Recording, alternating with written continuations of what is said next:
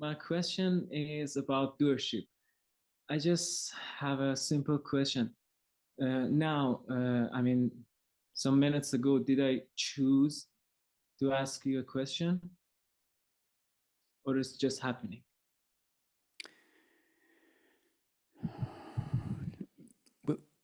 When you say, did I choose to ask you a question, what I are you referring to? We'll come to whether or not that I chooses in a minute.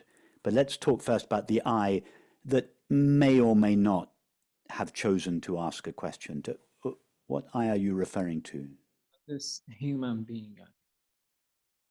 But when you say human being, what do you mean? Because a human being is a mixture of thoughts, feelings, sensations. But when you say the human, what do you mean when you say a human being? I mean, did go on? I don't know. Just Because this because that dream, maybe. because that's the important question, Hamid. It's not whether I choose or not. It's who is this I that may or may not choose, may or may not do something. What do we refer to when we say I?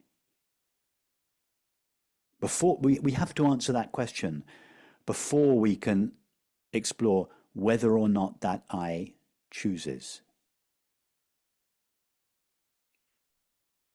I think in this case, I imagine Can, myself this character, this dream character. can I can I give you?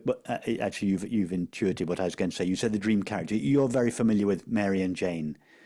Mary falls asleep in London. She dreams she's Jane on the streets of Paris. So your question is, does Jane choose her actions? Well, the first question is, who is Jane? Is there a separate character, a separate entity called Jane that may or may not choose her actions? That the real question is, who is Jane? So you said it. You said this character, and then you said this dream character.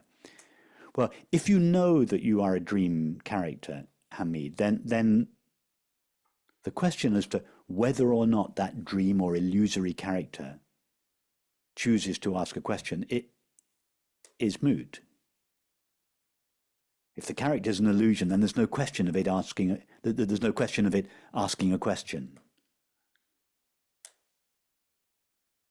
I see, but what's happening? It seems that I can choose. I can't always choose or. Okay, so Hamid, that was my first response to you. I'm going to give you a less. I'm going to make more of a concession to you in my second response. I'm not going to question the I. Let's presume the I is there, whatever it is. And now let's address your question, whether or not it can choose. I'm not going to tell you yes or no, because it wouldn't help you. But I'm going to suggest a way whereby you could explore this for yourself. So if this I can choose your next thought, in this case, the question you asked, then this I should be able to choose happy thoughts all the time. So do an experiment, Hamid, for a week.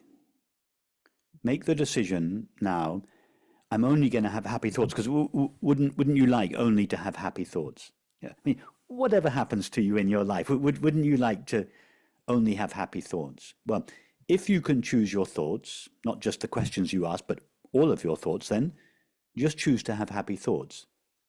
But I think that's enough. That's the experiment. That experiment will let you know experientially whether or not you choose your thoughts or the questions that you ask or the actions you perform and so on. Okay, I'll do it. I already have the answer. You already have of course. But that's the answer. That's your answer. it's such a relaxing when this concept comes that I don't choose anything, I just let it happen. I think that I'm going to make sure that that's true, and you know, Yes. maybe. And it's you're right. It's relaxing, Hamid. It's liberating. Um, it doesn't mean that we justify inappropriate behavior or actions or and excuse them. You know, we still, at a relative level, take appropriate responsibility and so on. But as you say, it is deeply relaxing and liberating. However, what's important is to realize that if we don't choose our thoughts, and therefore the actions that follow those thoughts, then nobody else does either. Mm.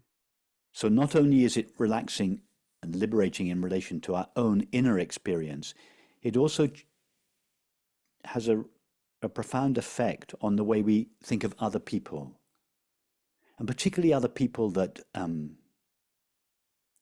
the people that are unkind to you, unjust, and if you know for yourself that you don't choose your thoughts and your subsequent actions, you know that for them as well, and that I don't have to spell out the implications of that understanding, but they're profound.